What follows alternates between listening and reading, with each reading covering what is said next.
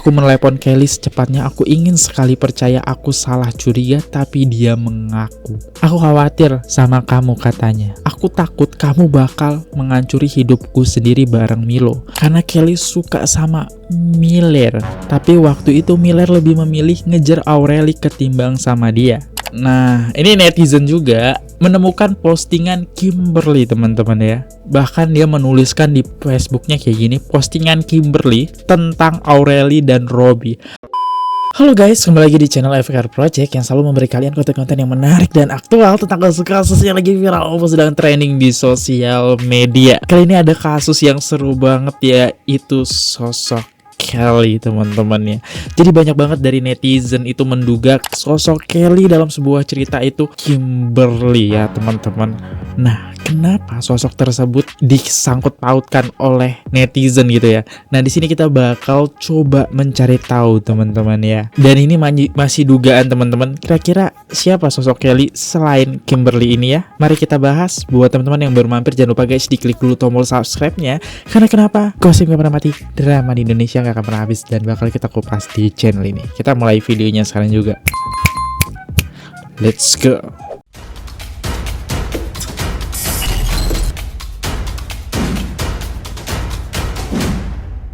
Di sini kita kenalan dulu dengan siapakah sosok Kelly itu. Kenapa netizen itu sampai kesel banget sama sosok Kelly? Ya, mungkin yang buat teman-teman yang udah baca cerita part ini bisa di skip. Tapi yang belum, kita cari tahu dulu karena ini sangat penting.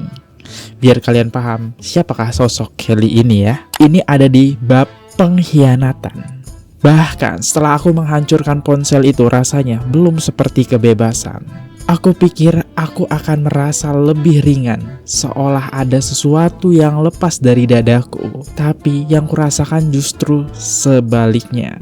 Rasanya seperti sedang diawasi, seolah dia masih cukup dekat untuk mendengar pikiranku, melihat gerakanku, menilai, dan mengingatkanku bahwa aku salah. Seolah dia masih bisa mengaku seperti dulu. Aku tahu itu tidak mungkin, tapi tubuhku belum menerima kenyataan itu. Keesokan paginya, saat aku melihat mamaku di dapur, mata kami sama-sama bengkak karena menangis. Aku menarik tudung jaketku, berusaha menyembunyikan potongan rambutku yang tidak rata setelah ku gunting semalam. Sulit dipercaya bahwa karena satu orang, keluarga kami hampir hancur.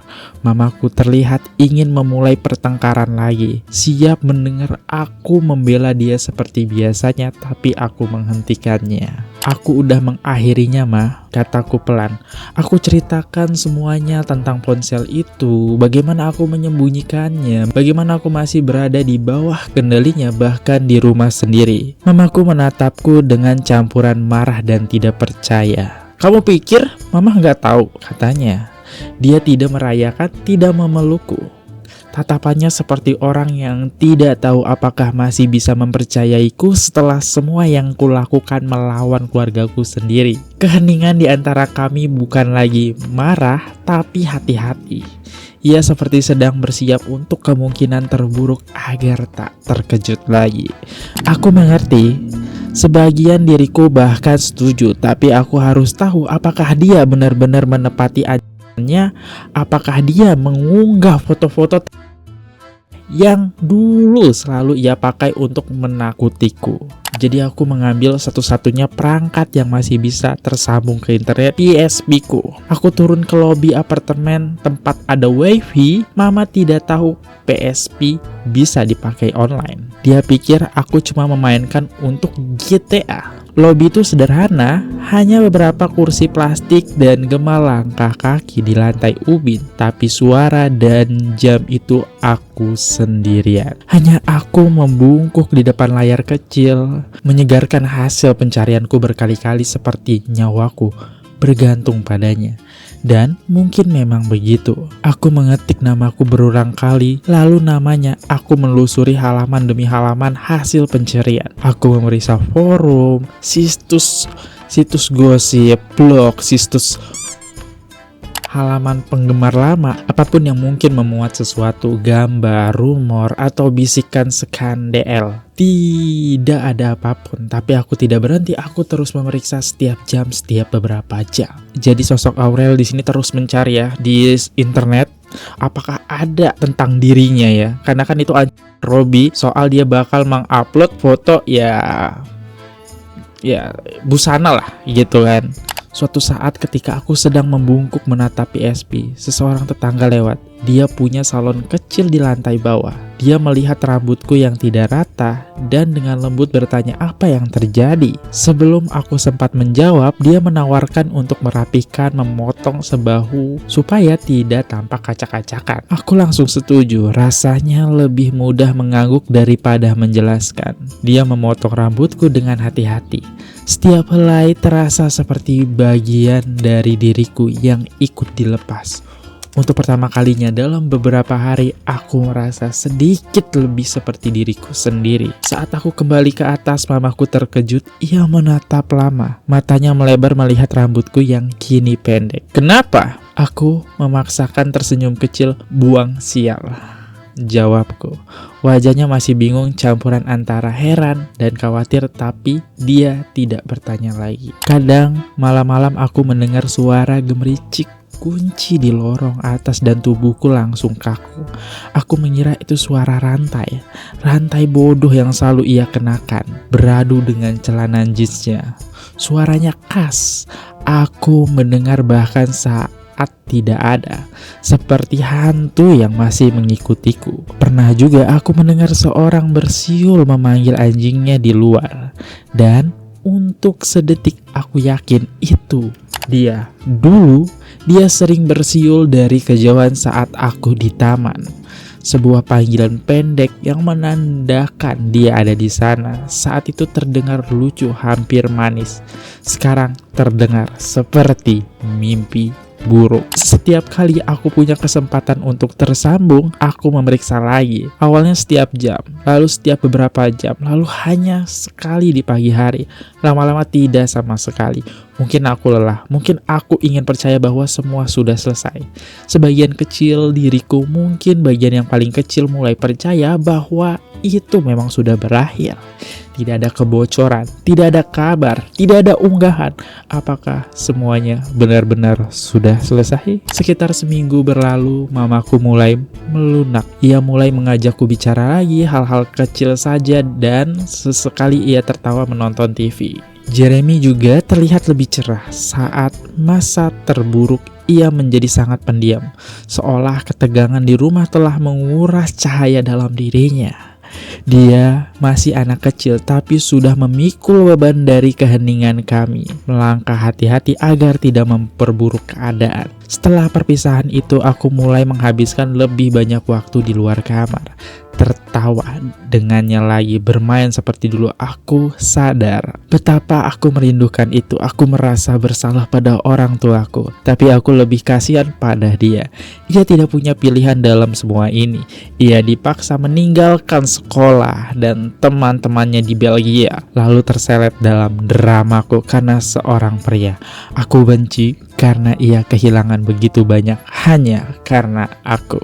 Suatu pagi, tanpa sepatah kata pun, mamaku meletakkan ponselku di meja. Aku menatapnya lama, curiga, tapi akhirnya meraihnya. Ia tidak menghentikanku. Hari itu juga aku mengganti nomorku. Aku bahkan tidak menyimpan yang lama. Rasanya seperti menghapus kutukan. Aku hapus semuanya. Log panggilan, pesan, foto. Aku memberi diriku awal yang baru. Wah, jadi Aurel udah bisa bangkit lagi ya. Malamnya mamaku bertanya kenapa aku memutuskan hubungan dengan Bowie. Bibirnya menegang saat menyebut namanya. Kebiasaan yang selalu muncul ketika ia sedang menahan marah. Aku gak mau ngomong dia lagi, jawabku. Ia menghela napas panjang seolah menahan sesuatu yang berat. Baiklah, katanya akhirnya. Ia masih belum yakin bisa mempercayaiku. Aku bisa merasakannya. Oke, jadi di sini mamahnya Aureli itu nggak percayalah sama si Aureli ini. Apakah benar dia udah melupakan sosok Bobby ini? Karena mamahnya ini tahu kalau Aureli itu kelihatan cintaan banget sama Bobby ya. Tapi beberapa minggu kemudian sesuatu berubah. Ia melihatku sedang mengetik sambil tersenyum. Ia mengintip sedikit melihat nama Milo, lalu tersenyum kecil seperti baru melihat bunga mekar. Udah bisa move on nih. Aku sudah berbicara dengan Milo selama berminggu-minggu, percakapan panjang setiap malam sampai aku merasa seolah sudah mengenalnya. Kami saling jatuh hati bahkan sebelum bertemu. Perlahan mamaku mulai percaya bahwa ini bukan hanya alasan lain untuk diam-diam bertemu Bobby. Ia memulai mempercayaiku lagi, cukup untuk mengizinkanku keluar rumah. Saat itu aku memperkenalkan pada mamaku, Milo berbeda. Ia tinggi, berotot, tampak seperti orang yang rajin nge-gym, dengan tato di lengannya dan rambut panjang gelap, tapi tatonya tidak membuatnya menakutkan karena kehadirannya. Hangat dan konyol, ia berbicara dengan sedikit logat aneh karena tidak lahir di Indonesia, dan itu malah membuatnya lebih mudah disukai. Mereka hanya bertemu sekali. Saat itu ia datang menjemputku untuk kencan. Ia meminta izin pada mamaku dengan sopan, dan saat itu aku melihat tatapan mamaku. Ia tampak hampir senang, mungkin karena bisa merasakan perbedaannya. Bobby selalu terlalu percaya diri, bertingkah seolah setara dengan mamaku, bahkan seperti temannya, dan itu membuat mamaku kesal. Dengan Milo ia merasa dihormati. Ini pentingnya hormat ya. Milo terasa seperti sahabat sekaligus gebetan. Dengannya aku bisa tertawa lepas, tawa yang sudah lama hilang dariku.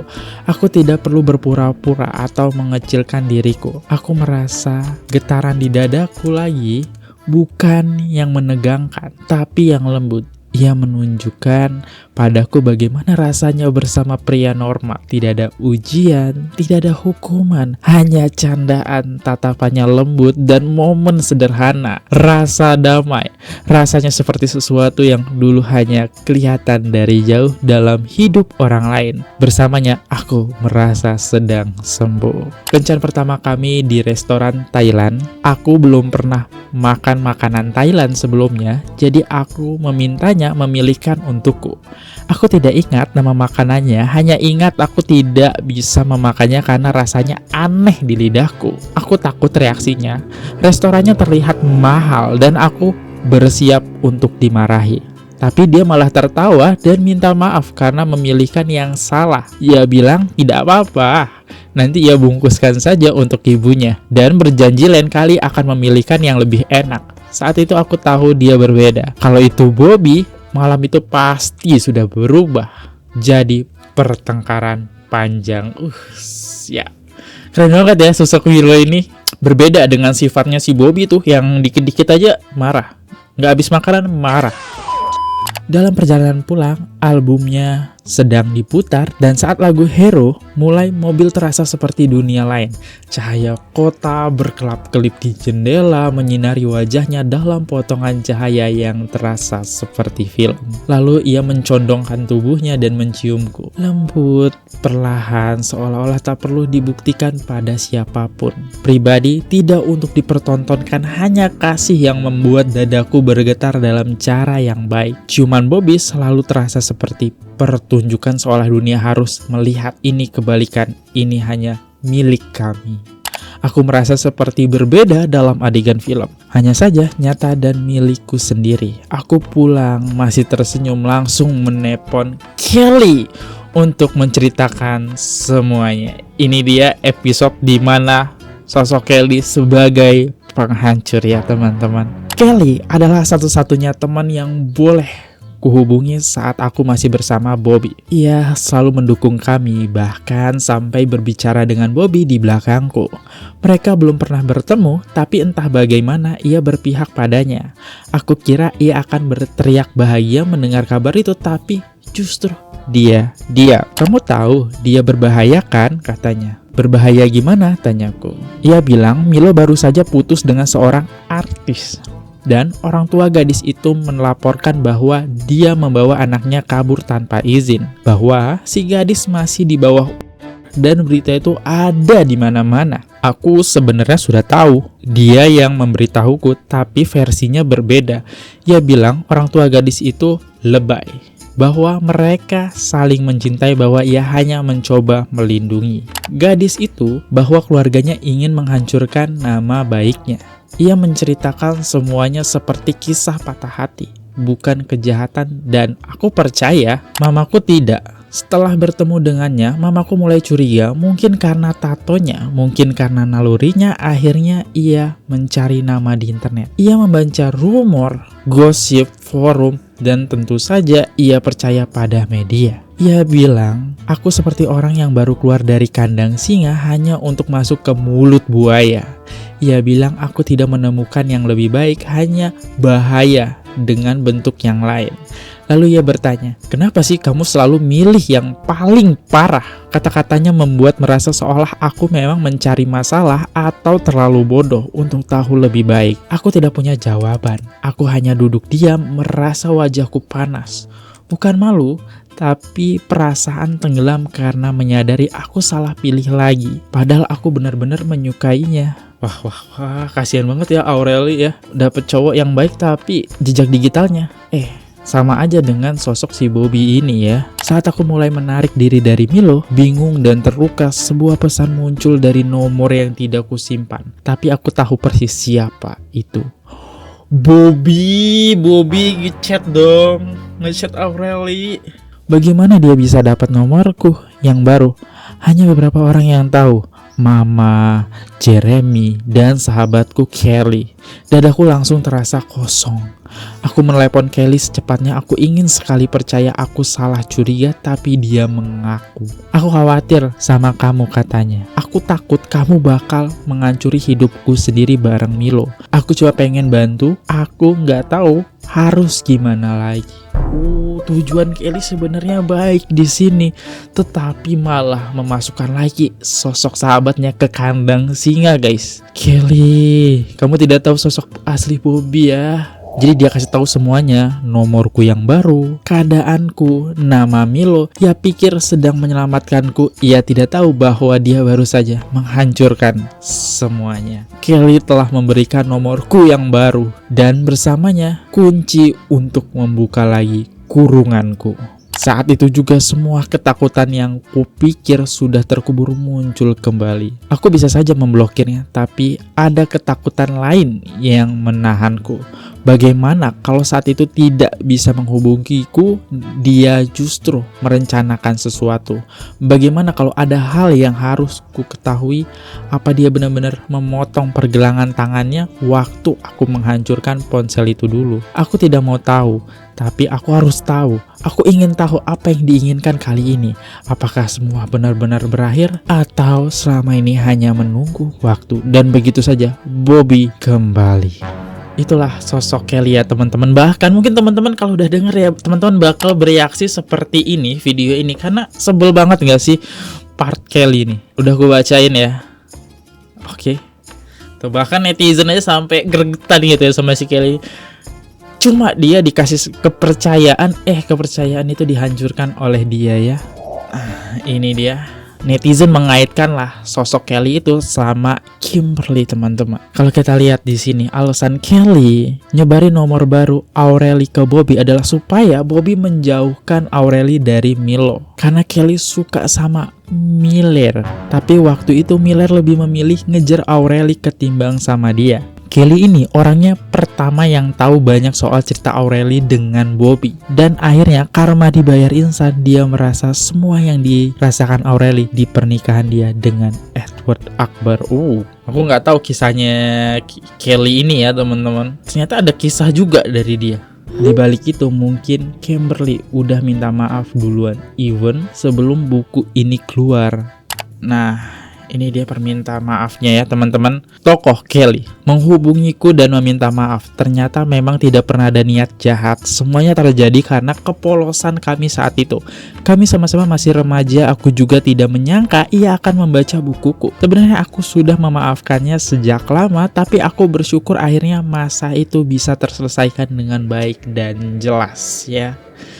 Jadi kita bisa garis bawahi sosok Kelly itu tidak tahu guys kejadian itu ya. Nah, ini netizen juga menemukan postingan Kimberly teman-teman ya. Bahkan dia menuliskan di Facebooknya kayak gini, postingan Kimberly tentang Aureli dan Robby.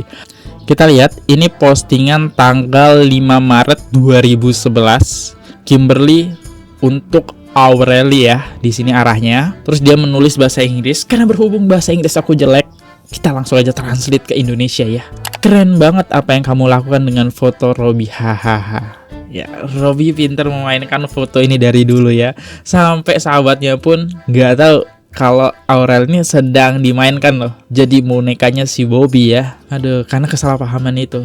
Dan ada lagi postingan di Facebook ya, di tahun 2011.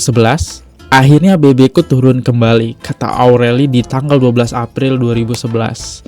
Terus ada lagi tweetan dari Kimberly ya. Wah, aku sudah mengirimmu ping ke kamu, belum isi pulsa, hahaha. Ya itu kedekatan mereka lah. Karena kan di buku itu dijelaskan sahabat ya. Itu dia ceritanya. Gimana menurut kalian? Apakah benar Kelly adalah Kimberly? Ya, balik lagi ke kalian. Di sini tidak ada maksud apapun, teman-teman ya. Mari kita ambil aja sisi baiknya, kita buang sisi buruknya ya. Jangan pernah menghujat. Aku undur diri dulu kalau ada salah kata, salah pengucapan, salah ekspresi, dan ada kesalahan informasi. So sorry guys, karena semua yang kudapat ini dari sosial media bisa saja salah. Sampai jumpa di next video. See you guys. Jangan lupa klik tombol subscribe. Bye bye guys. Oke guys, subscribe channel FKR Project. Jangan lupa kalian subscribe channelnya FKR Project. Subscribe channel FKR Project. Hai guys, jangan lupa untuk subscribe FKR Project.